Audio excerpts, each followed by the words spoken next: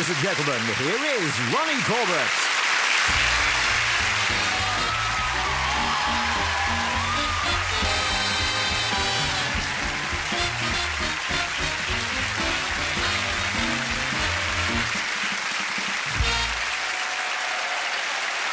Thank you. Thank you very much. Thank you very much. How very sweet. You don't think the trousers are too much, do you? Rupert Bear's cast-offs. I actually wanted a tartan jacket as well, but Anne said it was a waste of a perfectly good handkerchief. You've got to be very careful. You know, my size, if I'm all tartan, I tend to look like a thermos flask, but... People wondering how this all happens, how I happen to be here tonight, how it came to pass. Well, I'll tell you what happens. The producer, Paul Lewis, very, very, very important man. He's not here at the moment. He's gone down the road to get me a sandwich. But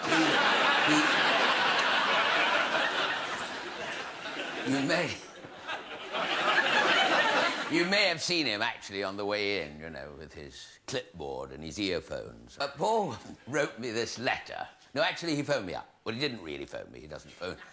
No, he doesn't phone people, you know. He sent round Jonathan Aiken with a set of proposals. And he sent me... I can make jokes, by the way, about Paul, quite safe, because we've known each other for a number of years, you know. We went to the same school together. He was actually captain of the school embroidery team. And... what I mustn't forget, he once managed the 5 Nolan sisters. There you are. Now, sadly, can only manage 2 or 3, but it is something Anyway, he wrote me this. I know what I was going to tell you, because he wrote me this letter. And I remember the day very clearly when the letter arrived. It was the one day of the year when Allied Carpets were not having a sale. And, he said... He wrote me this, and he wrote it, addressed it to me on my proper style and title. You're not Ronnie Corbett, the show. Ronald Gervais Courtney de Corbett, 14th Earl of Musselburgh and Queen's Champion. I'd like to point out there are any Queens in the audience. I don't take that part of it too seriously. The title's not been mentioned in the handout, the court circular. It was mentioned in the handout at Tesco's the other day when I most graciously opened the new bacon counter, which I received a few quid and half a pig's head, which my wife, the Lady Marchioness, refused to cook. So it was still smiling. Well, sort of half smiling. Anyway, so that is how it all came to pass, and that's how I'm here. And we've received some rather lovely messages, which I'm sure you might like to hear. Very warming, welcoming. Their best wishes for your show tonight. If you're not the finest comedian in the country, I'm a Dutchman. Signed Hans van Gelder of Amsterdam. Anyway, we did invite Eric Cantona, and he replied, as the salmon leaps from the river, so the fisherman's boots fill with water. Now, we're not really sure if that is a yes or a no. Ian McCaskill said he'd be sweeping in from the north and arriving in the southeast by late Sunday, which is very nice. My dear mate Dan LaRue can't be here either, but he left a very kind message with a name and address at the door. And a very nice dress it is, too. I've had this other one saying, best wishes for the show. Hope it's not going to contain the usual references to your diminutive stature and lack of which it's come off at you no different for the rest of us. Dudley Moore in Hollywood. No, he sent that because I've been working with Dudley on a film just recently, and all about the gay mafia.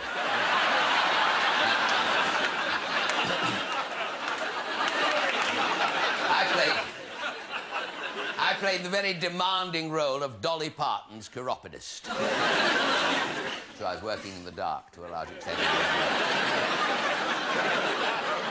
But the real thrill for me was at the end of Picture Party, because they had a little band there, a little trio, and I managed to have a dance with Dolly, which was very lovely. And not only could I not see where I was going, I couldn't hear the band. Now, you couldn't see my face, but I think I was smiling. where's Samantha? Where is Samantha, darling? How lovely to see you. Lovely to see you. I was wondering how you got started. How I got started? It's very nice of you to ask that question because it is you know, in this business, one of the great things, we move about, we meet new friends everywhere we go. You bump into people, don't you? People always come up and say, you know, get out of the way, or...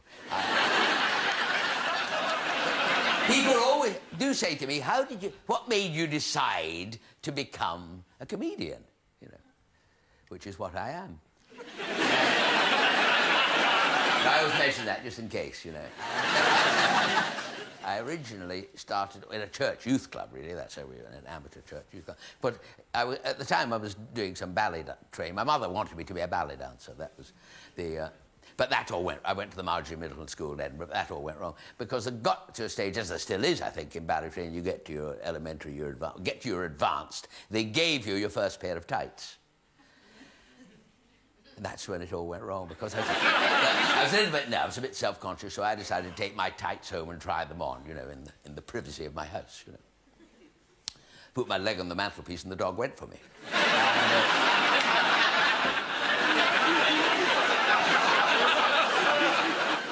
He did love the little chunky bits. Now, a week later, I got my confidence back, and I put the tights on again. I walked into the rehearsal room. Somebody said, "There's a funny place to hide your holiday money." And I never went back. I never went back to dancing. I got a job instead playing the piano in a pub. You know, I went to, because I played the piano. We used to this funny old pub. The publican gave me 30 bob to sit at the piano for a couple of hours. Customers gave me £2 to sit somewhere else. I was playing the piano, as one does, you see. And suddenly, in the middle of my piano, this fellow jumped up and he shouted, "That piano playing, he said, is diabolical," he said. "I've got a cat at home that plays better than that." Well, it all went quiet. Not as quiet as this, but... And my old mother, who's sitting quietly in the corner, taking the back off a fruit machine, she jumped to her foot. I forgot to tell you, she had a wooden leg. She said, "Sir, are you mad? Or have you been drinking the bitter?" And then this fellow flew out the pub, and he came back with the cat, sat the cat down on the piano stool, and it started to play the piano, the cat. Now, it wasn't wonderful, you know. Little bit weak with the left paw, you know. And couldn't quite reach the pedals, you know. But who can?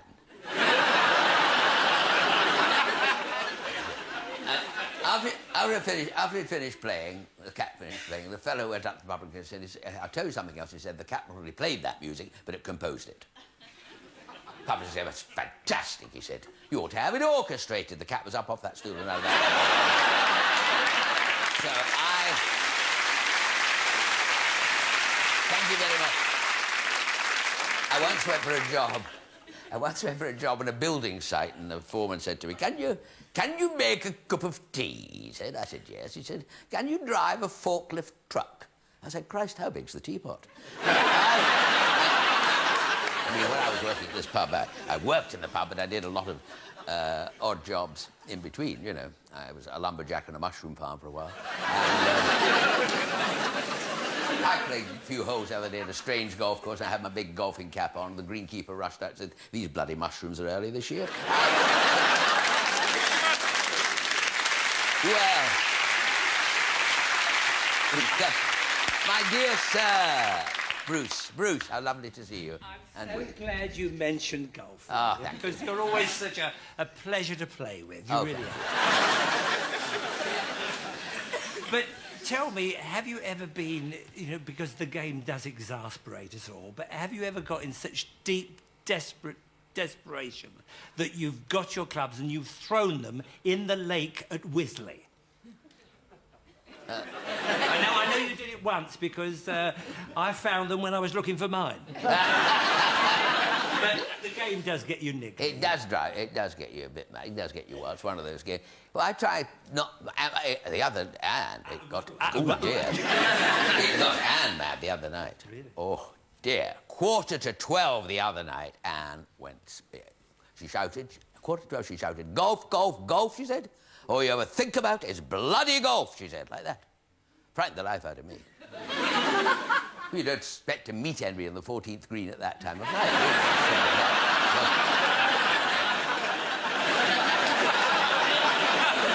I mean, normally when I play on a Sunday, you know, I take up, like you do, Bruce, I'm sure, take up a nice tray before you go off with coffee and tea for Winnie and get to the bedroom.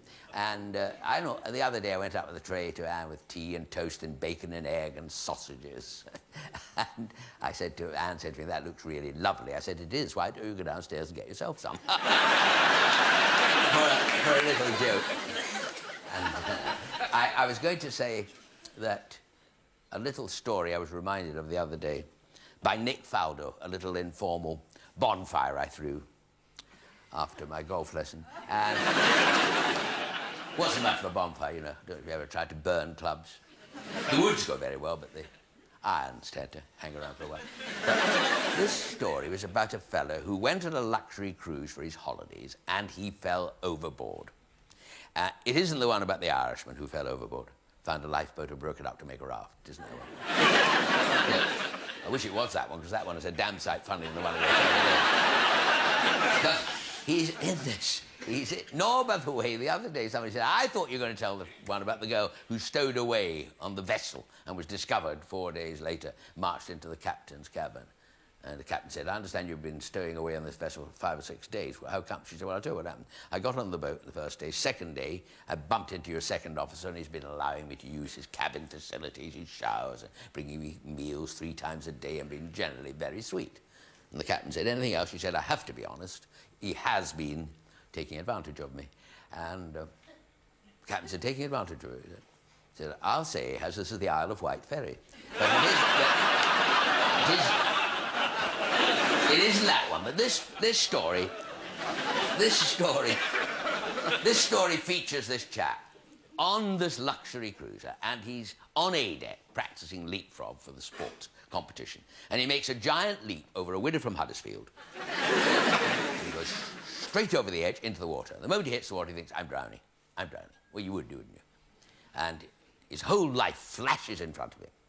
And it's not till he gets his affair with Kim Basinger you realise he's watching the wrong life. So there he is, swimming about on his own. And, well, you would be, wouldn't you? You would bump into a lot of people. How kind of you to drop in, you know. Drink up, there's plenty here. So there he is. And he's swimming about, and he's thinking of his friends back home, his house in the Cotswolds, his friends at the polo club, his sons William and Harry, he's thinking of the wrong damn life again. And in the distance, he sees this desert island, palm trees waving. It's miles away, and he decides to swim for it. It's miles. Swims, and he swims, and he eventually reaches it. He falls fast asleep on the beach. And when he wakens up, there is this huge man, king of the Cannibal Islands, you know, looking down at him. You know. And for a nightmare moment, he sees himself in the missionary position, out here in boiling water. And he looks up and says, "I'm terribly sorry." He said, "I didn't realise this was private property." And the native chief said to him, "Don't worry, old boy, there's absolutely no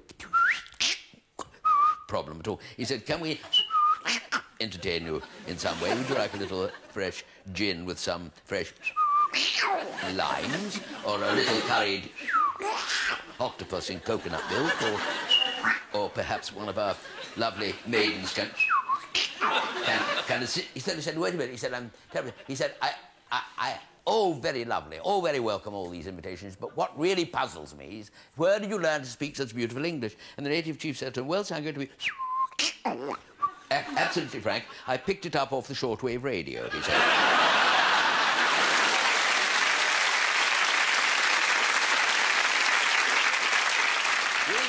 There's a little song that kind of fits in here, and just finish it. Now, since my girlfriend Sal met Miss Elsie DeWolf, leading decorator of the nation, it's filled that girl's mind simply full of ideas on interior decoration. For instance, she assumes that the colors of our rooms are the most important factors in our lives. And if a lot of bedrooms were pink instead of red rooms, there might be many more contented wives. And so she's put all colour from her sight, and everything she owns is black and white. She's got a black and white coat, a black and white hat, a black and white doggy, and a black and white cat. She's gone so far that she started to look through the daily advertisements for a black and white cook. She's got a black and white shack and a new Cadillac with a black and white design. Oh, she thinks black and white, she even drinks black and white, a black and white baby of mine. She got in a fight with a black and white guy. She gave him black and white teeth and a black and white eye. So they rushed her off just as quick as a wink in the black and white Mariah to a black and white clink. She said, "Why, sorry, my loves," and with her black and white gloves made a most disgusting sign. Oh, how her family weep, 'cause she's the black and white sheep, a black and white baby of mine.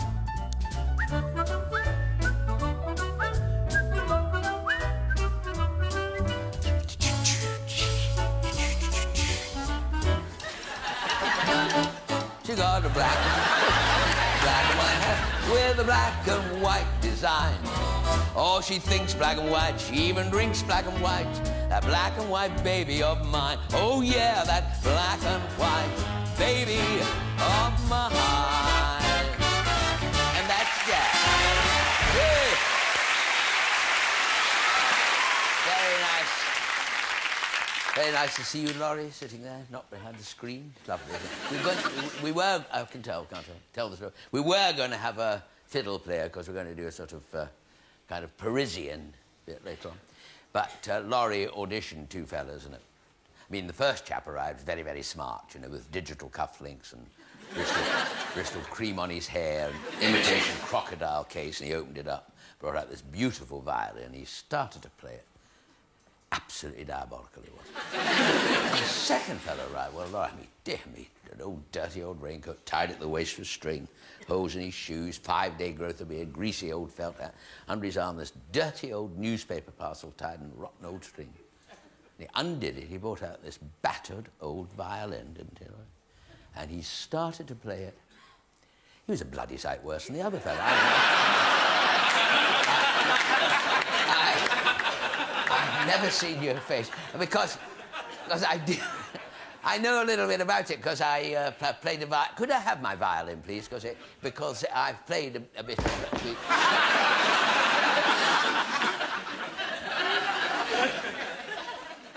Didn't think the first part went that badly, did it? You I didn't ask for another piano. Now you see why good violins are so scarce. I'll show you this because you'll be interested. Well, you may not be, but if I say you're interested, you might be.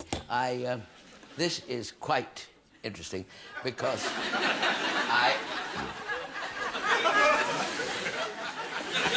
whether we'll whip it or play it. This violin.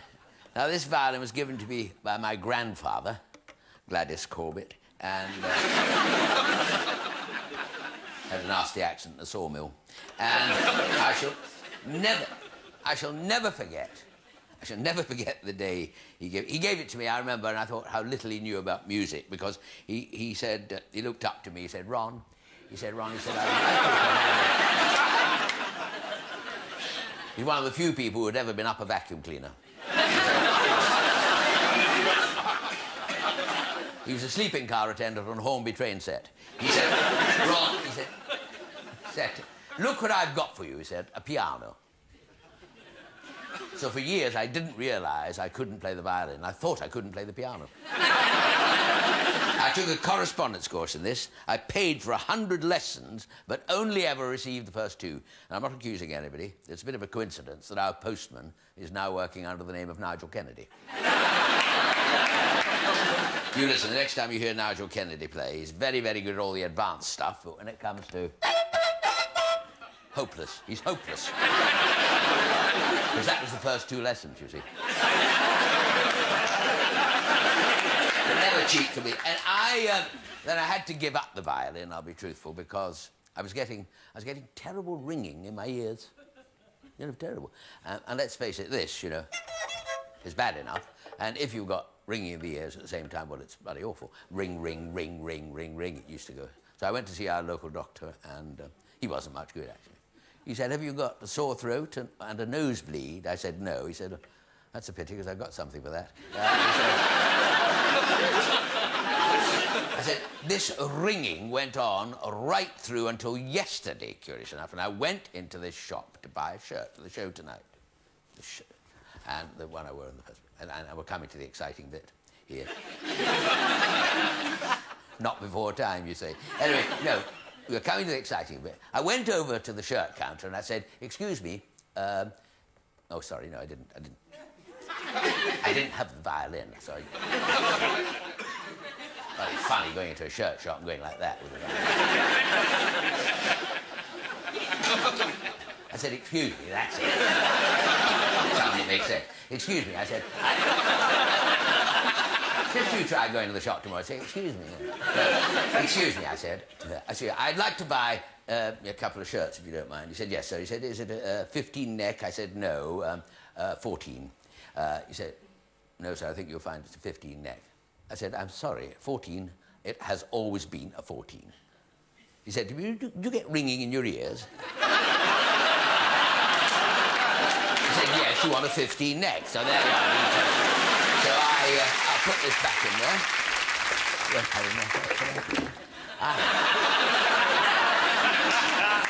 I like to walk up and down a bit like that, you know, just stretch my legs. And left it a bit late, I know, but anyway. Dear Ronald, yes. you and I were in a film together in 1959. Yes. Rockets Galore, do you remember this? That's right. Yes, we made on the Isle of Barra. Yes. And more recently, you've been in a film called Fierce Creatures. Yes, I have, that's right. What have you been doing between?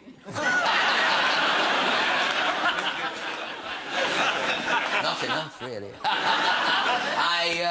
I did No Sex, Please, We're British, and of course we toured the play, didn't we? And so we had that lovely time. But the film that people don't really remember a lot about, I got into this, it was most odd. I was in the Stork Club years ago in Swallow Street when Al Burnett, who ran it, used to have auditions on Sunday night, and I'd done a bit of a show there. And I met Terry Thomas, who was a huge, big star.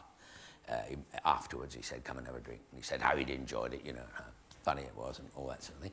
And a couple of weeks later, it's true, I was driving down Tottenham Court Road in the days you could drive down it. That's how long ago it was. It wasn't one way then. I was overtaken by a cab. Madly waving figure in this cab was Terry Thomas, saying, pull over, you know, slow down, pull over. So I did. And Terry got out his taxi and he said, it's amazing, just seeing you like this is just the most amazing coincidence. He said, I'm about to make a film. He said, to be directed by a friend of mine, Bob Day.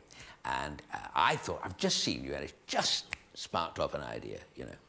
You're so right for the part. I mean, right up your street. So get in touch. Here's his number and give him a tinkle tomorrow. Old Sport, I think he said, is at the end of that. And off he went in his taxi. You see, well, the next day I was round at Bob Day's office. I'm ushered into this plush producer's office. And there is Bob Day. And he is charm itself. And he says he's heard all about it from Terry. And now he's met me, he's sure Terry's absolutely right, and there's this part, and this, anyway. Hey, and this film is a romantic comedy. It's set in Gibraltar, the Rock itself with all its traditions, and filming in March. And you'll like it. You see, you'll love the costume. It's, you know, it might be a little bit tight and a bit hot, but, you know. So how would you like to play the part of one of the Barbary apes? And he said, the head will come off and you can speak now and again, you know. And the joke is, of course, I did it. And only I can tell which one is me. I'm the one who's just a little bit more fastidious about where he puts his nuts. And that's how I know it. But that is the luck of the draw, the luck of the business, isn't it? You'd have to take the rough with the smooth, these funny roles. Everything seems to happen to me. I make a date for golf, and you can bet it's going to rain. I try to give a party, and the neighbors all complain. I travel Eurotunnel, and they settle out the train. Everything happens to me. Each time I have roast turkey, I'm the one who gets the neck. I do a gig, they pay me with a bonny bouncing check. And then there's my investments, Barings Bank and Polly Peck. Everything happens to me. I once appeared in Star Trek back in '64. I hoped that in the role I'd make it big. I stepped on William Shatner's line and how he swore. I wish I hadn't said, don't flip your wig. I go out for a stroll and birdies decorate my hat. I go away on holiday and burglars strip my flat. I guess it's all my fault for walking under that black cat. Everything happens to me. My love life has been utterly regrettable, but nonetheless I've always persevered. My one blind date was truly unforgettable, for on that night Anne Widdecombe appeared. My dreams are always ending with a whimper, not a bang. On last election day, I bet a grand on Ian Lang. In 1965, I did a musical called Twang. Everything happens to me. Oh dear, funnily enough, thank you.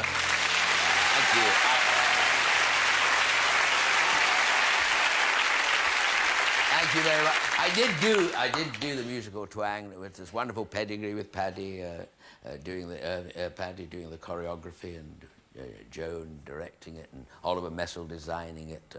But curious enough, of course, had it run longer than it did, I would never have met and worked with my dear, dear mate, and we would never have got together, Ronnie Barker. So it was really rather cool.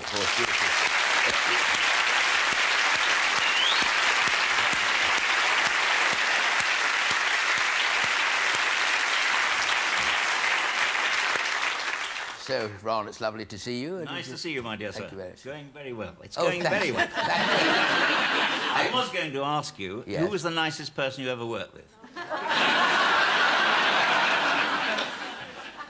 I think probably Basil Brush, I would say.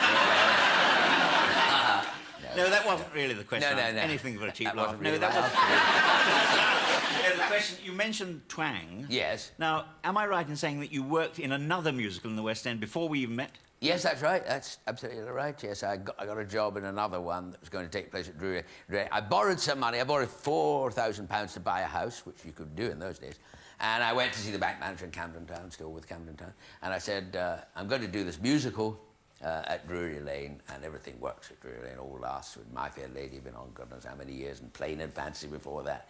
And can you lend me this money because I'm in the show at Drury Lane? And he did, and the show I did lasted 9 weeks. So, but it was nevertheless fun, and it wasn't all that disaster. But it was Bob Monkhouse and Dennis Quilley played the Antipholus, and I played one of the Dromios, and it was a job finding somebody of similar stature, if I might, bold enough to use that word, as me. And they did eventually find Sonny Farrer, darling Sonny Farrer, who was about the same bill, but not quite my contemporary, but he was really lovely, and he was a variety act. And I always remember that in the second week of the run, we did a gala performance at the Royal Opera House, Covent Garden, one of these wonderful, expensive matinees with a very posh, shiny programme with the tassels top and bottom. And you opened up the page, and there on the first page was item 6, the Pas de Deux from Raymonde, danced by Margot Fontaine and Rudolf Nureyev. And item 8, you know, an extract from The Marriage of Figaro, sung by Mirella Freni and Tito Gobbi. And in between these two grand items, item 7 was Sonny Farrer, 5 foot of fun with a banjo. I always remember dear Sonny with his banjo, and indeed the show, because the show, Richard Rogers, although he was struggling and everything like that for all that time, Richard Rogers was backstage with us every night, and that itself was a great honour. There were some great numbers in Boys from Syracuse. It was loaded. Falling in love with love is falling for make-believe. And what about this can't be love because I feel so well, no sobs. But my favourite, I think. Hawks and crows do lots of things, but the canary only sings. She's a courtesan on wings, so I've heard. Eagles and stalks are twice as strong. All the canary knows his song, but the canary gets along. Gilbert, sing for your supper and you'll get breakfast. Songbirds always eat if their song is sweet to hear. Sing for your luncheon and you'll get dinner. Dine with wine of choice if romance is in your voice.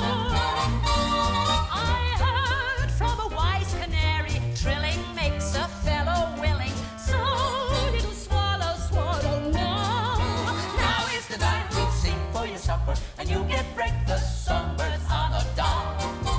They don't buy a crumb or bread, he said.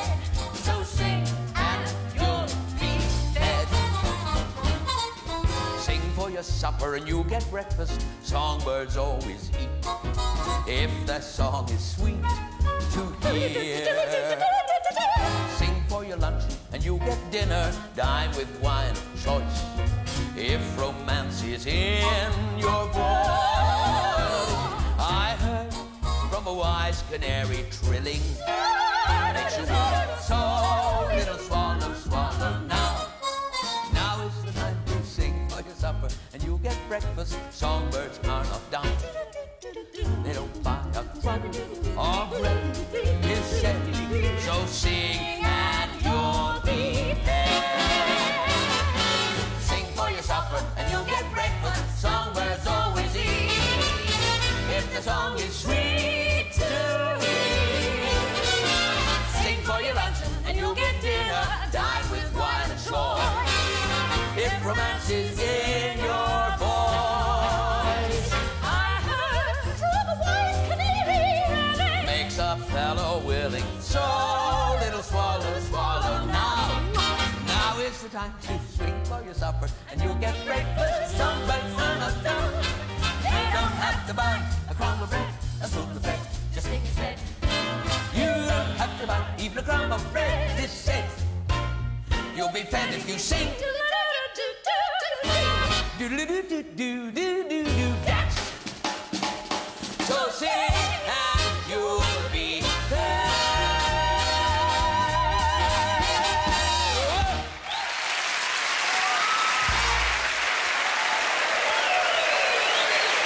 Thank you.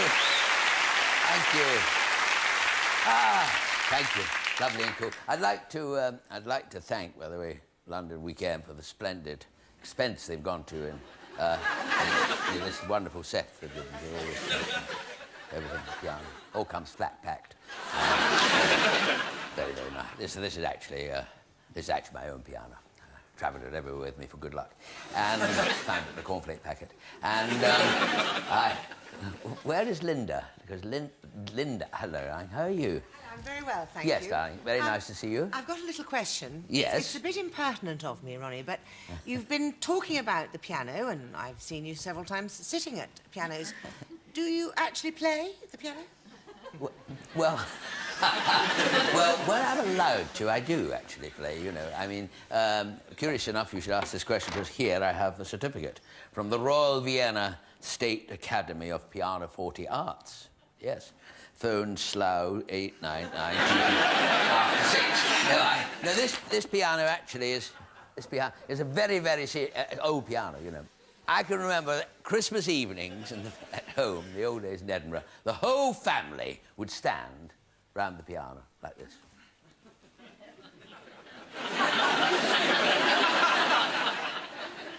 Wishing that one of us could play it, you know. Then my father would give us a tune on the comb and paper. He's wonderful on the comb and paper, my dad. On a good night, you couldn't see across the room for dandruff. He was very, very fond of Tchaikovsky, my dad. And Tchaikovsky got married, and that was the end of it. Never seemed to see each other again, so that was it. But I always hope to play, you know, if I do well, that somebody will give me permission to actually play Ronnie. on the stage. Ronnie. Magnus, sir. Never mind the piano. I've always been wanting to ask you, because I seem to remember you used to do a turn with a chair. Yes, I seem to remember that. A bit like me. Yes. I was given my chair at the end of my series. What happened to your chair? Pass. No, I don't know what happened to it. Some miniature replicas of mine are available in Ronnie Barker's shop in Chipping Norton. By the way, this phone here, you might be wondering about this. This phone here is very unusual. It's so that Paul Lewis, you know, the producer I was telling you about, can get in touch with me at any time rather than stop the show. It's all going. Oh, there we are. Yes. Hello? Yes, well, I am getting on with it. What? It's all going very well. What? What do you mean? Oh, yes. I can't speak for long. I've got some people here. Now, yes. Yes, oh, yes, okay, thank you. Okay. He's very sweet, he actually is very sweet, because yesterday we were in here rehearsing, and he said, pop upstairs to the bar, you know, the club up there. And I have a drink, and I went up there, and there he was, standing, chatting to the hat stand. And he doesn't see very well. And neither do I bought them both a drink. But it was... he has very sweetly left me the cigar and the thing, just to make me feel, you know, that I'm welcome here, which is very nice. And one of the nice things that happened with... Hello? Yeah? Oh, yeah, sorry. One of the nice things that... One of the...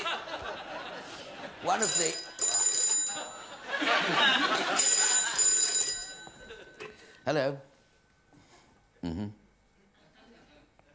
Absolutely right, yes. Should have thought. I'm sorry, Paul. I'm very sorry. Did Nigel see it? Yes, right, okay.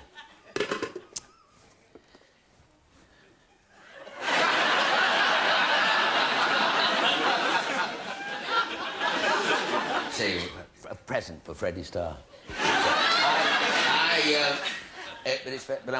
However, I am going to have a glass of wine. That is certainly something I will...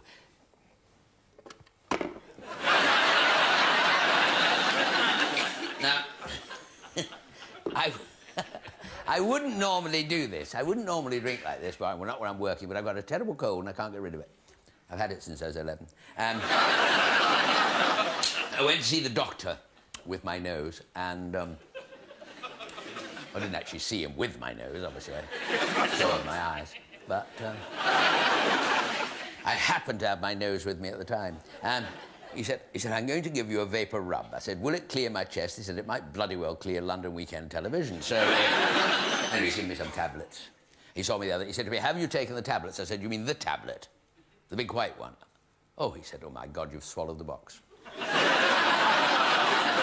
He said, will it do me any harm? I said, he said, not unless the lid comes off. But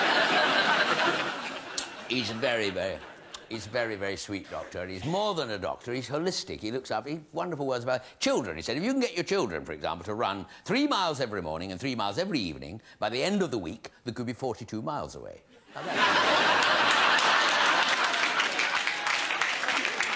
If you know anybody who's getting married, he said, be sure and have a home movie made of the ceremony. Very often, years to come, you might feel a bit low, a bit depressed. You run that film, it's like a fairy tale.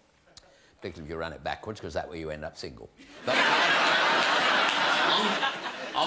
I have to say, on my way out of the consulting room, later on in the afternoon, I bumped into a friend from the golf club who came up.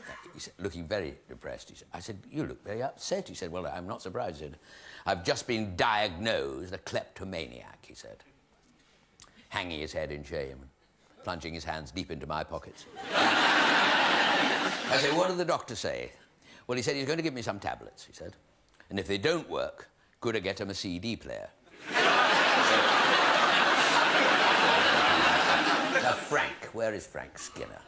Frank, dear sir, how Ronnie. Thank you very much for coming, by the way. Oh, it's my pleasure. I've been watching you on telly since I was about your size. And I'd say you're a very big influence on my career. Who were the influences on your comedy career? Well, that's very, very kind of you. I say so. Thank you very much for that. Well, in Scotland, I used to watch a wonderful comedian called Dave Willis, who was a little kind of funny eccentric. Then when I came down to London, the London Palladium was its heyday of vaudeville, so all the Hopes and the Bennies and Martin Lewis and Johnny Carson, they were all coming over then. So they were the great talkers. Chevalier doing his one-man show. The people who seemed to talk and you spent time with them, and when you left, you felt you had met them. So I always loved seeing them. You know, you start answering questions like this, of course, you made me feel seriously old. I know you didn't mean to, but no, you do get these feelings. So you do get to a certain age, and you're tender and things like that about age. You know, you bend down to tie your shoelaces and think, what else can I do when I'm down there? That type of thing.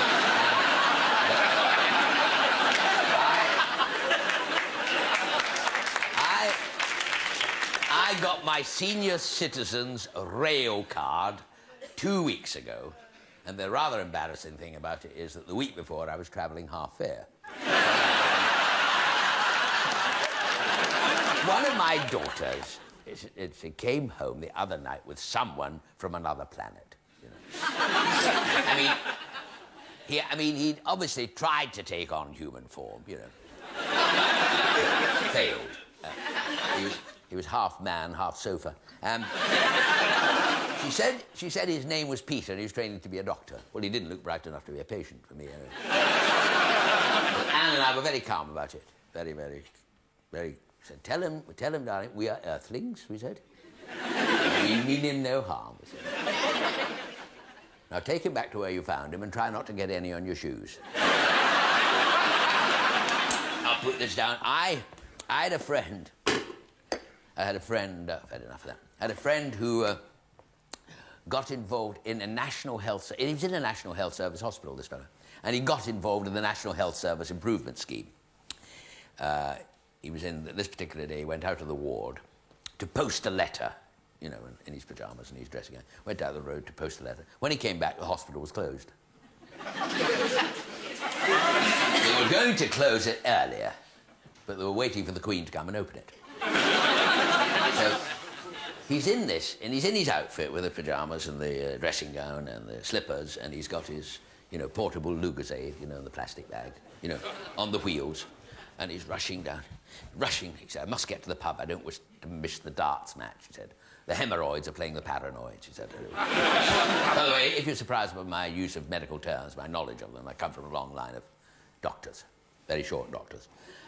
Mostly specialists in the kneecap area. Except for my old Uncle Arthur, old Lofty, who was a gynecologist. Anyway, he's rushing down the pub like this with these things like this. Strange story, I know, but strange things do happen. Who would have thought that one day they'd have a man in space and put Jeremy Beadle on television? So they got it the wrong way around. But anyway, he's rushing in. And he gets to the pub, and he's standing at the pub like this, he's waiting for him. And the publican comes up, standing there. He said, can I get you that? He said, yes, I'll have a triple scotch, please. So. Got the triple scotch in his hand. He said, strictly speaking, you know, with what I've got, I shouldn't be having this. Publican said, what have you got? He said, 20p.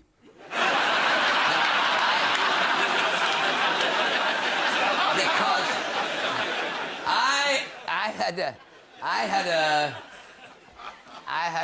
I knew this girl. I knew the girlfriend of the family who had a complex about her bosom, her shape, you know. And she was sent to this specialist. I'm not, by the way, very good at telling stories about this sort of thing.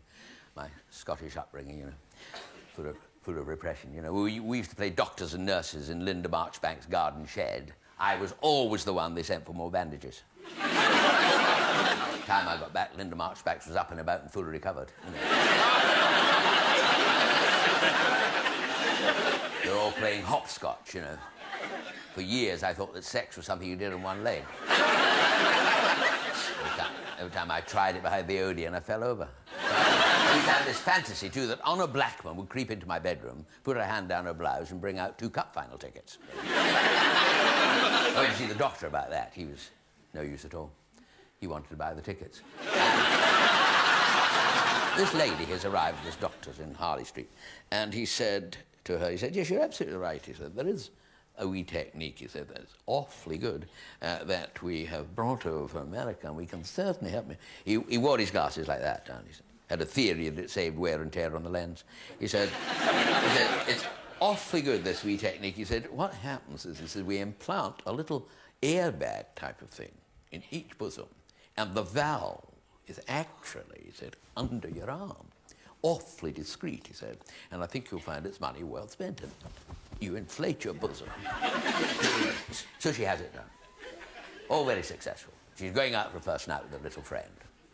And she's getting dressed in the decorated dress, and she's in front of the mirror. That's very, very tasty, she thinks. So with her friend in the little cocktail bar down the road, sipping there. Little chap pops in. Hello, ladies. You're looking very tasty. I would say very nice. Can I buy you a drink? This little lad says. She turned round and she said, do I know you? He said, no. He said, but I think we go to the same doctors.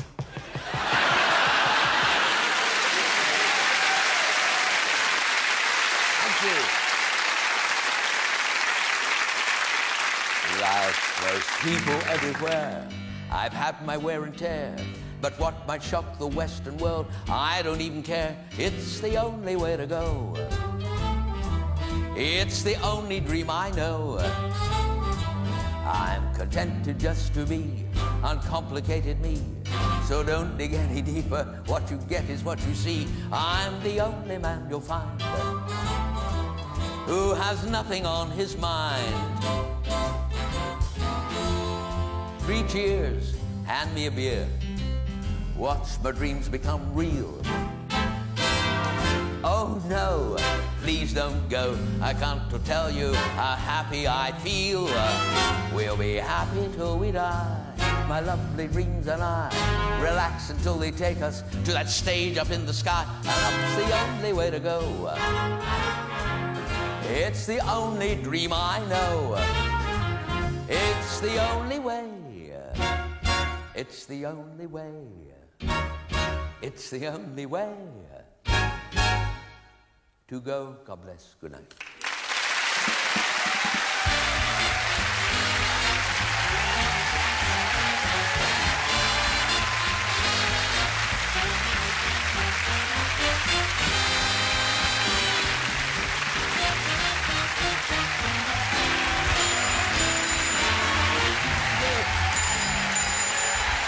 Thank you very much. Thank you. I've only just come.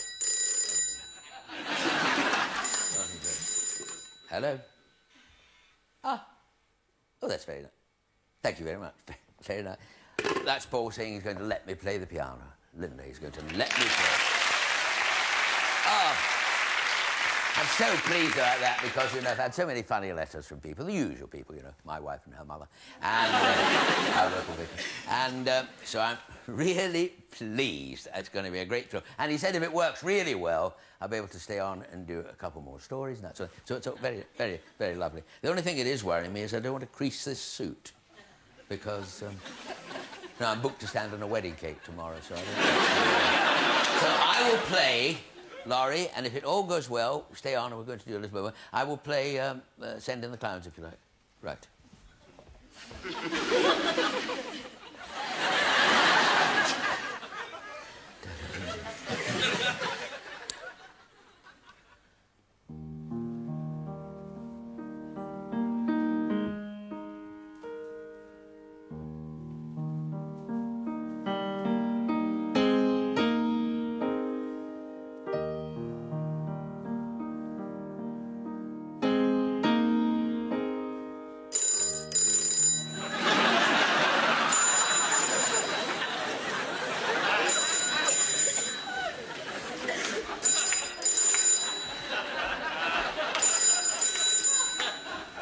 Hello? Yes. All right, thank you. Good night.